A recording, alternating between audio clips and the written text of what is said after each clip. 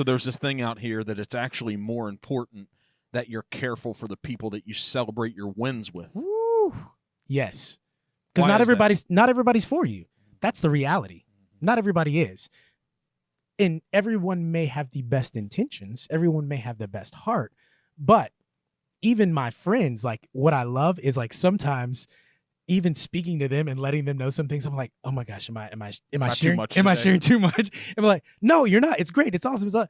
But then when I am sharing too much, it's like, okay, now you're just trying to rub it in. You get to fly with this person. You get to do this. You get to do that. Like in telling a story of being in LA, I always talk about when James Corden did his last show and they came to Lion King. It was him and Tom Cruise. And I'm like, yeah. And then we got done with Did you get to sing in the car with him? No, but I did get to have drinks with Tom Cruise afterwards. Okay. Can we talk about how that was, or is that private?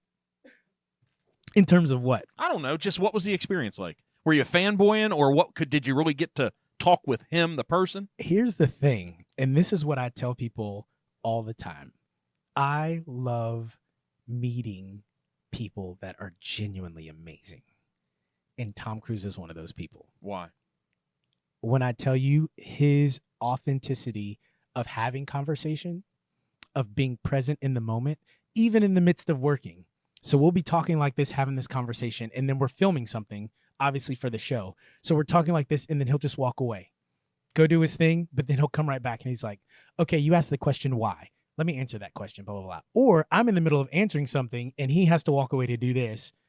I can't be butthurt because he walked away because he's working. But then he comes back and he's like, okay, I walked away, but you were in the middle of telling me this about your wife and about your boy and then homeschooling this and then this and that. So he's like recalling everything. He's super present, but he is very professional in what he's doing.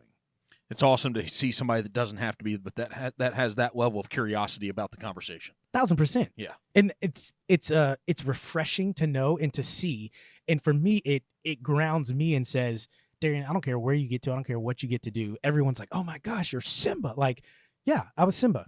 I did that for 3 years. I was the number one guy in the number one musical in the world. But guess what? I'm not anymore.